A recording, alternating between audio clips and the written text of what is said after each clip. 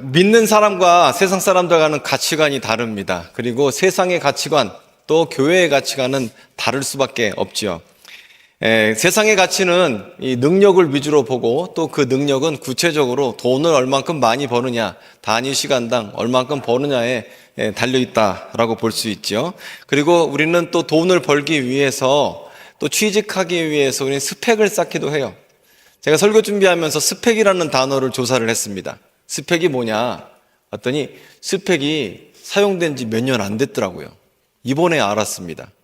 스펙이라는 말이 원래는 1990년대, 2000년대 초반까지는 전자제품을 사용할 때 쓰던 말이었대요. specification. 그러니까 구체적인 사양이 뭐냐 이거예요. 컴퓨터를 쓸 때 안에 펜티엄이 들었냐, 1메가 램이냐, 4메가 램이냐, 8메가 램이냐. 요즘에야 16기가, 32기가, 128기가 이렇게 나가지만 옛날엔 메가로 했지 않습니까? 그래서 1메가냐, 2메가냐 이런 사양을 뜻하던 말이었대요.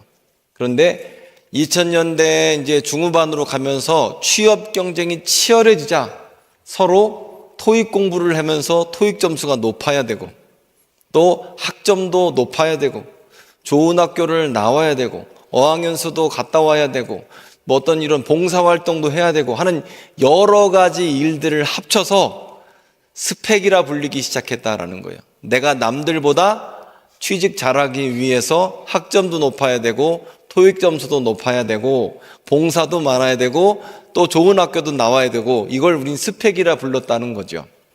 그런데 이 스펙이라는 말은 예전에는 그러니까 학벌이니 성적이니 경력이니 이런 말로 쓰였는데 스펙이라는 말이 되었고 스펙 전쟁을 우리는 하기 시작했습니다. 그리고 스펙 좋은 사람이 좋은 직장에 취직을 하죠. 그러면서 제가 이제 제 경력, 제 스펙을 한번 따져봤어요. 저도 이력서 쓴 지가 꽤 오래됐는데 이력서를 이제 한번 다시 써봤어요. 그랬더니 대학교를 나왔고 또 학교는 이제 신대원은 장신대를 나왔고 그럼 뭘 할 줄 아나 봤더니 제가 일종 보통 운전면허증이 있어요. 그리고 영어를 통번역할 수 있어요. 그 정도. 그런데 지금 제 갖고 있는 스펙은 별로 쓸 데가 없습니다. 왜 그런지 아세요? 최근 몇 년 전에 제가 본 뉴스입니다. 앞으로 AI는 그림을 그리게 될 것이고, 그리고 AI가 통번역을 하게 될 것이고, 코딩도 하게 될 것이고, 글도 쓰게 될 것이고, 사람과 대화하면서 상담을 하게 될 것이다. 몇 년 전 뉴스 기사였습니다. 그런데 지금 어떻죠? AI가 다 해요. AI가 설교도 써줍니다. 제가 지난번에 어떤 권사님을 만났더니 권사님이 그런 얘기 하세요. 목사님, 요즘에 대표기도도 써줘요. 여러분, 권사님 참고하시기 바랍니다. 두렵고 떨릴 때는 대표기도 써줘. 이렇게 프롬프트를 쓰시면 대표기도도 써줍니다. 우리는 인생을 평생 살면서 이렇게 배워왔어요. 남들보다 빨라야 돼. 남들보다 더 많이 성과를 내야 돼. 남들보다 더 똑똑해야 돼. 이렇게 우리는 평생 살아왔습니다. 그런데 인간보다 더 빨리, 더 많이, 그리고 더 똑똑하게, 더 정확하게 일하는 존재인 AI가 들어왔다는 것이죠. 제가 10년 전에 대학원 다닐 때 그때는 원서를 주고 그걸 번역을 시켜요. 그러면 이 원서 번역이 까다롭거든요. 왜냐하면 구체적인 단어가 일반 단어하고 다르게 쓰여요. 그러면 그 번역을 구글 번역기로 돌리면 엉망진창이에요. 그래서 차라리 내가 번역한다 그러고 그냥 제가 이렇게 번역을 했었어요. 그러면 그런 걸 모으면 초벌 번역이 되기 때문에 거의 그 책을 번역으로 출판할 수가 있어요. 이제 학기에 그런 걸 했는데 요즘에는 사람보다 훨씬 더 번역을 잘해요. 지금 그래서 외대 통번역과나 이런 과가 없어지냐 이런 얘기도 나오잖아요. 그만큼 인간이 갖고 있는 모든 기술에 있어서 AI가 더 탁월한 것을 우리가 알 수가 있어요. 자, 그러면 우리 마음에 이런 생각이 듭니다. 예전에는 능력이 있어야 된다고 믿고 그 능력이 나라고 내 정체성이라고 믿었는데 이제 우리 모두는 다 AI만 갖지 못한 거죠. 운전할 수 있다고 일정보통? 그거 운전이 무슨 의미가 있습니까? 제가 우리 장인어른이나 저희 아버지한테도 그런 얘기를 드리는데 다음번 차는 테슬라로 바꿔야 된다 그래요. 왜냐? 어른들이 밤에 운전하기 무서워요. 안 보이니까. 그리고 뭐가 튀어나왔을 때 이걸 어떻게 임기응변하기가 어려운데, 솔직히 지금 나오는 AI 자동차들은 저보다 운전 더 잘해요. 주차를 저보다 더 잘해요. 그러니까 운전면허가 의미가 없고 통번역이 의미가 없고 그 다음에 우리가 갖고 있는 지식이 의미가 없는 세상이 펼쳐지고 있고, 그렇기 때문에 남들보다 더 똑똑하지 않기 때문에, 더 빠르지 않기 때문에, AI보다 우리가 탁월하지 않기 때문에 이제 직장에서 점점 사라지고 있죠. 최근에 2025년도 회계사가 합격된 사람들 중에서 70%가 수습할 장소가 없다라고 뉴스에 나왔어요. 그러니까 뽑아놓기는 1200명이 뽑았는데 그 중에 70%는 수습할 곳도 없고, 인간 CPA가 수습하는 게 일주일이 걸리면 AI는 10분이면 끝난대요. 인건비도 훨씬 싸고 전기비밖에 안 들잖아요. 그러니 사람 쓸 일이 없다고 얘기합니다. 여러분 그 AI 로봇 그 수술하는 거 보셨어요? 그 옥수수알 하나를 미세하게 꼬매고 있더라고요. 그 기계가. 와, 그 대단하더라고요. 지금 점점 인간이 할 수 있는 직장이 없어지고 줄어들고 있는데, 우리가 사는 교회 밖의 세상은 어떠냐면, 세상은 스펙으로 평가하고 성과로 평가하고 금액, 이 숫자로 평가를 한다는 것입니다. 그래서 회사 가면 그런 얘기 듣잖아요. 말로 하지 말고 성과로 얘기해라, 숫자로 얘기해라, 그렇게 얘기를 하죠. 그리고 우리는 그런 데에서 동일한 감정을 느끼는데 뭐냐면, 이거 내 자리가 위협을 받는다라는 감정을 느낍니다. 육체 노동을 하든 정신 노동을 하든 관계없이 우리가 설 수 있는 자리가 점점 줄어들고 있습니다. 왜냐하면 인간보다 더 효율적이고 더 빠르고 더 정확한 기계가 등장했기 때문에요. 그러면 우리 마음에 드는 생각이 뭐냐면 불안한 거예요. 그러면 나라는 존재는 뭐지? 내가 더 이상 쓸모가 없어진다면 나라는 존재는 뭘까? 이 존재에 대해서 우리는 생각하게 되죠. 그런데 오늘 시편 8편을 보면 인간의 존재에 대해서 잘 설명을 하고 있고 다윗은 하나님을 찬양하고 있습니다. 자, 먼저 시편 8편을 보게 되면 이 다윗은 하나님을 찬양하고 있습니다. 온 세상을 본 거예요. 내가 직장만 본 게 아니라, 돈 버는 것만 본 게 아니라 온 세상을 보니까 감사가 저절로 나와요. 그게 뭐냐면 1절부터 보게 되면 여호와 우리 주여, 주의 이름이 온 땅에 어찌 그리 아름다운지요. 즉 감격 가운데 있습니다. 왜 감격했냐면 지금 주께서 3절입니다. 주의 손가락으로 만드신 주의 하늘과 주께서 베풀어 두신 달과 별들을 내가 보으니, 그러니까 하나님이 만들어 놓으신 온 대자연을 보니까 와, 하나님께서 이것을 만드셨는데 이것을 어떻게 해석했냐면 다윗은 사람을 위해서 만드셨고 자기를 위해서 만드셨다는 거예요. 그래서 사람이 무엇이기에, 4절, 주께서 그를 생각하시며 인자가 무엇이기에 주께서 그를 돌보시나이까. 그를 하나님보다 조금 못하게 하시고 영화와 존귀로 관을 씌우셨나이다. 주의 손으로 만드신 것을 다스리게 하시고 만물을 그 발 아래 두셨으니, 즉 사람에게 하나님께서 귀하게 존귀하게 여기셔서 온 세상을 사람을 위해서 만드시고 사람으로 하여금 다스리게 하는 권세를 주셨다라는 거예요. 그래서 이 다윗은 자기의 존재를 어떻게 보는 거예요? 하나님이 만드신 피조물로 보는 거예요. 즉 생산수단이나 아니면 얼마나 빨리 뭘 할 수 있는 어떤 그런 존재로, 도구적 존재로 본 것이 아니라 나 자신을 목적으로 본 거다라는 거죠. 여러분, 이 성경적 가치관은 뭐냐면 사람이 수단이 아니라 목적이라는 사실이에요. 왜냐하면 하나님이 빚으셨기 때문에, 직접 만드셨기 때문에, 관계가 있기 때문에다라는 겁니다. 여러분들 가운데서 자녀분들 있으신 분들 있죠? 애들이 참 귀엽잖아요. 장성한 애들은 좀 안 귀여워요. 저도 우리 큰딸이 이제 고등학생이니까 귀엽지는 않아요. 대견해요. 이렇게 좀 집안일 하는 거 보면. 우리 둘째 딸은 사춘기라서 뭐 정신이 없고, 셋째는 아직 애기라서 귀여워요. 근데 얘네들이 셋 다 생산성이 있어서 제가 사랑하는 건 아닙니다. 얘네들이 돈을 벌어오거나 아니면 무슨 저한테 유익하게 하기 때문에 사랑하는 게 아니라 얘가 내 딸이니까 예쁜 거죠. 나하고 관계가 있으니까 예쁜 거죠. 여러분 자녀들이 마찬가지잖아요. 여러분에게 있어서. 마찬가지로 하나님과 우리 관계에서 하나님은 우리를 빚으시고 또 예수 그리스도를 통하여서 예수 그리스도의 보혈로 말미암아 우리의 죄를 다 용서하시고 하나님의 권속과 자녀를 삼으셨기 때문에 우리와 하나님과의 관계가 이렇게 가깝기 때문에 우리를 사랑하신다라는 겁니다. 이게 성경이 말하고 있는 가치관이다라는 것이죠.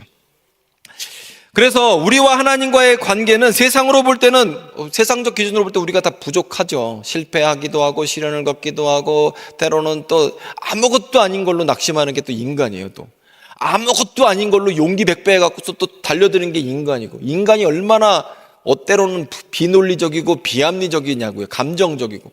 그런데 그런 인간을 하나님께서 만드시고 온 만물을 인간으로 하여금 다스리게 하셨는데 이게 우리가 특별한 존재라는 거예요. 존중받아야 되는 존재다라고 성경은 말하고 있습니다. 너는 내 것이다.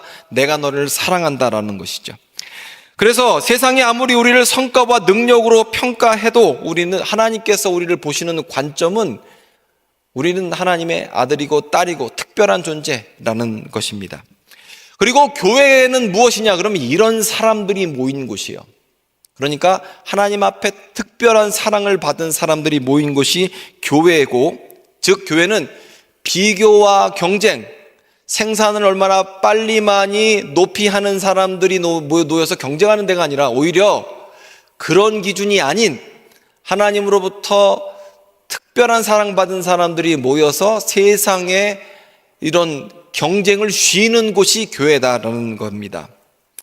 그리고 교회는 또 때로는 세상 가운데 상처받고 좌절하고 시련을 겪은 사람들이 교회로 하여금 하나님의 사랑을 회복하고 다시 일어서게 하는 곳이 교회다라는 것이고요.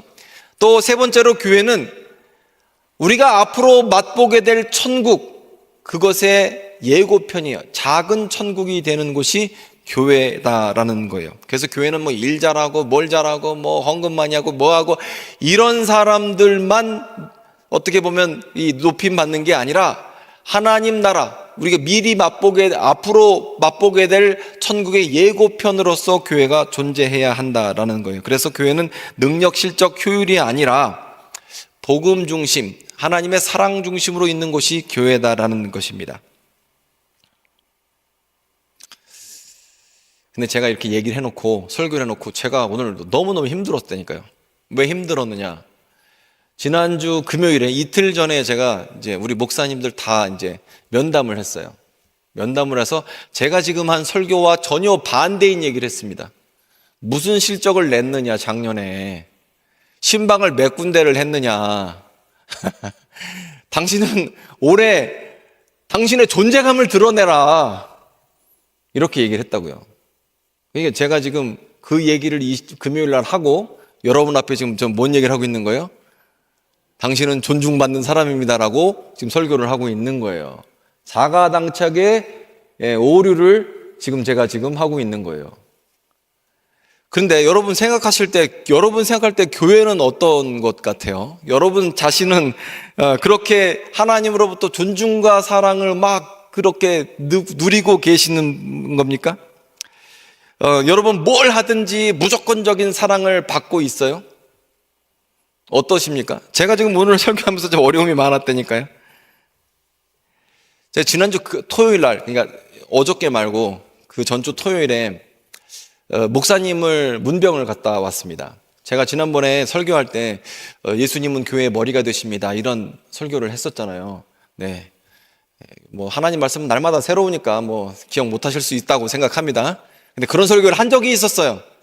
근데 그러면서 제가 그때 머리가 뭐냐라고 얘기할 때 그 목사님 예화를 들었었습니다. 그 목사님이 여기 목에 경추를 수술을 했는데 수술하신 다음에 몸 전체가 마비가 됐어요.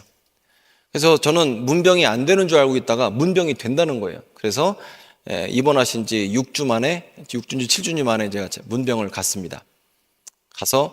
갔는데 목사님이 손발을 움직이시는 거예요. 너무 놀라웠어요. 목사님이 감사와 기쁨이 충만해요. 그래서 왜 그러냐 그랬더니 그냥 오른발 오른손을 이렇게 움직여요. 왼손도 이렇게 어눌한데 움직여요.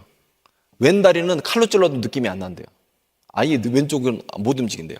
왼손도 이렇게 어눌해요. 근데 옛날에는 저한테 카톡 보내고 그러실 때 아내한테 부탁을 해서 어떻게 보내줘라고 얘기하면 아내분이 사모님께서 이걸 텍스트를 그렇게 쳐갖고 카톡을 보내셨는데 지금은 자기가 할 수 있다는 거예요. 근데 이 손가락이 안 움직이니까 오토가 난대요. 근데 이걸 자꾸 수정해갖고 그 문자를 보내신다고. 그리고 손발이 아무것도 안 움직였는데 재활을 하면서 정말 이를 악물고 죽기 살기로 재활을 한다는 거예요. 제가 그 얘기 듣고 나서 진짜 그 다음에 제가 얼마나 요즘에 운동 열심히 하는지 몰라요. 죽기 살기로 운동한대잖아요. 죽기 살기로 재활한대요. 이렇게 한대요. 그러면서 이분이 하시는 말씀이 자기 수술 받은 얘기를 하시는데 이렇게 얘기하더라고요. 이 수술을 여기가 그 경추 수술을 하는데 여기 목을 이렇게 딴다고 표현하면 좀 이상한가요? 목을 이렇게 째서 여기 수술기구를 집어넣어갖고 여기를 뭘 어떻게 하면은 목에 이게 일자목이 여러분 되게 위험하대요. 이 일자목이 위험하대요. 그렇게 고통스럽대. 그래서 이 일자목을 갖다 다시 이제 그 C자 커브를 이렇게 만들어주는 거를 그 수술을 했는데 수술을 받고 한두 시간 만에 재수술을 또 들어갔대요. 그러니까 집도한 의사도 이상한 걸 안 거죠. 그래서 수술을 하고 나서 바로 재수술 또 들어갔는데 그 다음에 이거 이렇게 이제 몸 전체가 이제 마비가 된 거죠. 그리고 나서 이제 목사님이 목 관리를 잘해야 된다, 목 건강 잘해야 된다고 얘기를 하시면서 이 목사님들이 항상 보면 이렇게 책을 이렇게 보잖아요. 그러면 목이 이렇게 일자가 됩니다. 그래갖고 그 목사님들 목 건강을 조심하라고 그래서 제가 그 이후로 책을 끊었어요. 한자도 안 봤어요, 진짜. 목 건강이 안 좋다고 그래서. 어쨌건 근데 그분 이제 그러고 나서 제가 이제 장로님하고 그 전에 대화를 할 때 그런 얘기를 하더라고요. 자기 목사님이 지금 수술 받고 지금 몸을 못 쓰게 되는데 시찰회의나 노회의를 저보고 도와달라고 말씀을 하셨는데 제가 솔직히 그 전화를 받고 든 생각이 뭐냐면 만약에 목사님이 목 이하를 전혀 쓸 수 없다면 계속 못 쓴다면 의료사고 때문에 그 교회가 이 목사님을 얼마나 참을 수 있을까라는 생각이 통하면서 들었어요. 다시 한번 얘기하면 보세요. 저한테 예를 들게요. 제가 만약에 사고나 수술 때문에 목 이하를 못 써요. 여러분이 저를 얼마나 오래 참으실 수 있을 것 같아요? 오래 못 참아요. 여러분 1년, 2년, 3년, 5년 이 몸 못 쓰는 목사를 담임 목사로 둘 수 있을 것 같아요? 그렇게 안 된다고요. 어느 정도 합리적인 선에서 위로금 주고 내보내요. 거의 다 그래요. 교회가 작은 천국이라고 얘기를 하고 우리가 존중받고 위로받아야 된다라고 얘기하지만 교회가 그러느냐? 저는 아니라고 생각한다고요. 그리고 제가 우리 도목사님들한테도 어느 정도 결과를 내주셔야 됩니다라고 얘기하고 그 다음에 여러분들 교사든 누구든 부서에 계신 분들이 저한테 일러요. 예전에 같은 경우에는 우리 교회 우리 전도사님이 아이들한테 예화를 드는데 욕을 예화로 들었다. 일러 저한테. 그게 뭔 소리예요? 기분이 나쁘다는 거예요. 못 참겠다는 거죠. 여러분 사실 그렇거든요. 우리가 여기 막 작은 천국이라고 은혜롭다고 얘기하고 막 존중받아야 된다고 말하고 하나님께서 세상을 창조하시고 나를 존중히 여기셨다. 이건 예배 때의 감격이지 생활면에서 교회는 우리 원로 목사님 말씀하신 것처럼 자비가 없는 곳이 교회다라는 거예요. 교회가 자비가 없거든. 그런데 이게 사실 여러분 뭔가 잘못된 것 같지 않습니까, 여러분? 우리가 구원받은 하나님의 백성으로서 우리가 서로가 서로를 존중히 여기고 존중받는 사람들이 모인 곳이 교회 공동체가 되고 그곳이 정말 우리가 앞으로 맛보게 될 천국에서 맛보게 될 작은 천국을 이 자리에서 누리면서 사랑으로 섬겨야 되는 공동체임에도 불구하고 교회의 모습은 과연 그러느냐? 과연 교회는 그런 공동체인가? 나는 그런 사람인가라는 거죠. 근데 성경은요, 제가 오늘 아침까지도 새벽까지도 고민이 많았는데 왜냐하면 제가 오늘 이거 시편 8편만 하면서 하나님이 우리를 사랑하시고 우리를 존중히 여기셔서 온 세상을 사람을 위해 만드셨습니다. 여러분 존귀합니다. 새해 복 많이 받으십시오. 이러면 여러분 분위기 좋아요. 근데 실상 우리가 겪는 현실은 AI로부터 위협을 받고 있고 직장을 내려놓는 사람들도 많아지고 있고 지금 앞으로 어떤 사회가 펼쳐질지 알 수가 없고 그 다음에 실제로 우리가 살고 있는 건 경쟁 사회에 살고 있고 심지어 교회에도 여러 가지 여러분 우리가 행정적으로 해서 자비 없이 하거든요. 그러면 어떻게 해야 할까? 그런데 성경에는 동시에 이런 본문도 있습니다. 달란트 비유가 있어요. 문화 비유가 있어요. 주인이 1달란트, 2달란트, 5달란트를 종들에게 맡겼습니다. 그리고 먼 곳으로 여행을 갔어요. 그러자 1달란트 가지고 있던 종은 어떻게 해요? 땅에 묻어버립니다. 2달란트 가진 종은 어떻게 할까요? 장사해서 2배 남기고 5달란트도 마찬가지입니다. 1달란트 갖고 있던 그 종은 주인으로부터 책망받고 어두운 데서 슬피 울며 이를 갈미 있을 것이다라는 저주를 받았어요. 문화 비유도 마찬가지입니다. 심지어 이 무화과 나무 비유도 그래요. 무화과 나무가 더 이상 무화과를 열매 맺지 못하자 주인이 찍어버리려고 합니다. 농부가 하는 말이 내가 거름 주고 더 잘 보살피겠습니다. 내년에는 열매가 생길 거예요. 기회를 주십시오라고 얘기를 합니다. 또 예수님께서는 무화과 수확철이 아닌데 무화과에 가까이 가셔서 배고프셔서 무화과를 찾으려고 하는데 없었어요. 그러자 그 무화과 나무를 저주했고 그 무화과 나무가 말라 죽어버렸어요. 즉 성경은 또 다른 부분에 있어서 우리에게 결과를 요구하는 부분이 있다는 거예요. 30배, 60배, 100배의 결실을 성경은 요구하는 본문이 있고 또 동시에 오늘 본문처럼 너는 존귀한 자다, 너는 하나님의 사랑을 받은 자다라는 본문이 두 군데가 동시에 존재한다는 거예요. 그러면 우리는 어느 장단에 춤을 출까요? 여러분 오늘 본문처럼 하나님이 나를 존귀하게 여기셨어, 그러니까 나 존귀해, 이게 무슨 의미가 있냐고요. 여러분 우리가 존귀하게 여김을 받았다는 것은요 어떻게 보면 정체성에 대한 문제예요. 이거는요 세상의 가치관과 다르다는 거예요. 즉 무슨 얘기냐면 세상적인 잣대로 누군가 여러분을 평가할 수는 없어요. 여러분은 생산수단 도구가 아니기 때문에 여러분 자체가 예수 그리스도의 십자가의 보혈로 말미암아 예수님이 십자가를 지실 만큼 존귀한 존재다라는 거예요. 여러분 존귀한 존재예요. 그런데 존귀한 여러분에게 하나님은 달란트를 맡기시고 최선을 다해서 일할 것을 말씀하신다라는 거예요. 이게 중요한 거죠. 우리가 나 자신이 존귀하니까 됐어, 나 높임을 받아야 돼, 여기서가 멈추는 게 아니라 저와 여러분은 존귀한 자고 존귀한 자인 우리에게 하나님께서 우리를 충성되이 여겨 달란트와 재능을 주셨다는 거죠. 그리고 AI가 오든 뭐가 오든지 간에 우리가 최선을 다해서 우리의 삶을 살아야 할 것을 말씀하고 계시다는 거예요. 여러분 우리가 이 땅을 살면서 많은 위기를 겪었어요. IMF도 겪었고요, 또 옛날에 보면 5.1 파동도 겪었고요, 그 다음에 금융위기도 겪었습니다. 그리고 5, 6년 전에는 코로나 때 전 세계가 셧다운되고 마비되고 집안에만 갇혀있는 시기도 있었어요. 모든 사람이 재택을 해야 된다, 교회도 오지 않아야 된다, 대화하면 안 된다, 이런 시기도 겪었습니다. 별의별 위기가 다 있었습니다.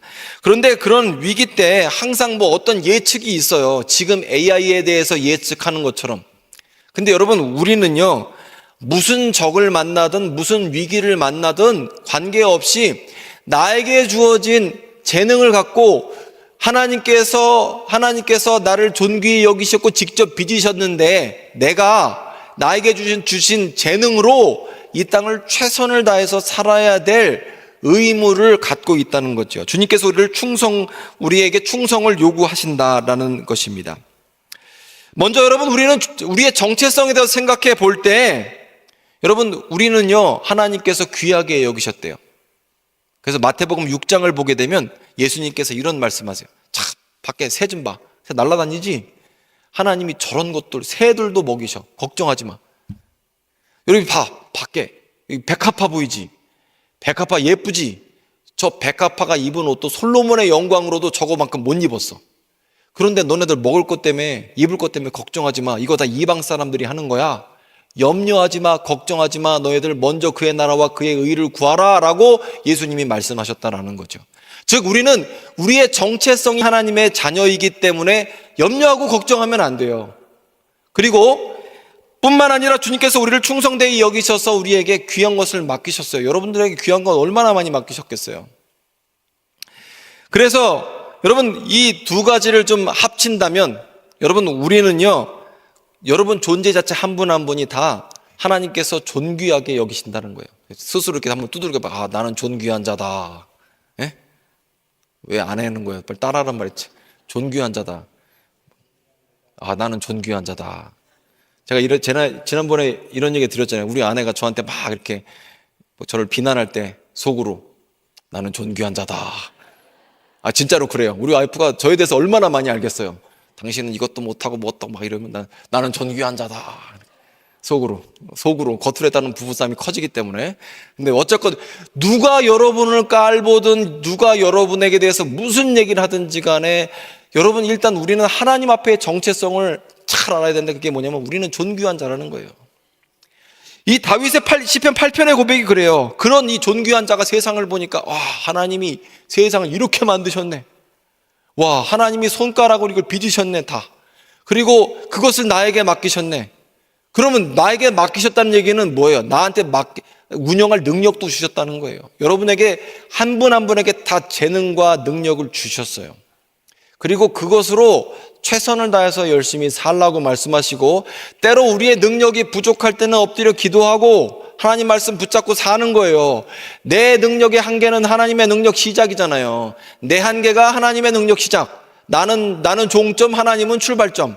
그렇기 때문에 내가 부족할 때는 기도하는 거죠. 자, 말씀을 마무리하도록 하겠습니다.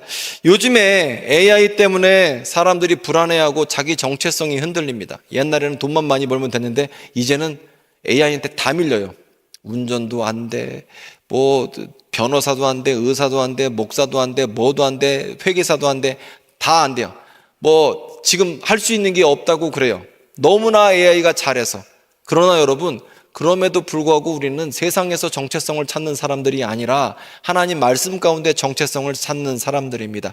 성경에 따르면 우리는 직접 하나님께서 빚으시고 우리를 존귀하게 여기셨어요. 우리 코에 호흡을 넣으시고 우리 안에 성령을 주셨어요. 그래서 우리는 존귀한 자고, 뿐만 아니라 하나님께서 이게 좀 맡기셨대잖아요. 세상의 모든 걸 맡기셨다고. 하나님께서 우리에게 재능도 주시고 달란트도 주셨어요. 그래서 최선을 다해야 돼요. 여기서 좀 여담을 붙이자면 여러분에게 맡기신 거 다 잘 관리해야 돼요. 먼저 추천드리기는 제발 운동 좀 하십시오. 운동해야 돼요. 운동해야 된다고. 저는 여러분이 다 늙어 돌아가실 때까지 화장실을 여러분 발로 가기를 원해요. 아까는 아멘이 안 나왔는데 이렇게 아멘이 잘 나올 줄 몰랐네 진짜. 화장실 못 가면 그냥 그 요양원 가는 거예요. 지금부터는 안 돼. 지금 큰일 나요 지금. 근데 화장실 네 발로 가려면요, 운동 얼마나 열심히 해야 되는 줄 아세요? 운동 열심히 해야 돼요. 그리고 운동 열심히 해야 돼요. 그 다음에 여러분에게 하나님께 맡기신 게 얼마나 많아요. 뭐 가정부터 모두 이게 다 지금 맡기신 게 많아요. 여러분 이거 최선을 다해서 섬겨야 되지 않겠습니까? 그리고 교회라는 곳이 뭐냐면 나만 존중받는 데가 아니에요. 나 존중을 안 해줬어, 이게 삐지는 데가 교회가 아니라 내가 존귀한 만큼 남도 존귀하기 때문에 내가 받은 달란트로 남을 섬기는 것이 교회죠. 그래서 이 은혜는 낮은 곳으로 잖아요. 내가 남을 높이면 은혜를 내가 더 덧입게 되는 거예요. 그래서 우리가 주님께서 우리에게 부여하신 정체성으로 우리에게 주신 달란트로 이웃을 섬기며 교회를 섬기며 또 하나님께서 기뻐하시는 작은 천국을 우리 교회 가운데 이루는 저와 여러분 되기를 소망합니다. 기도하겠습니다.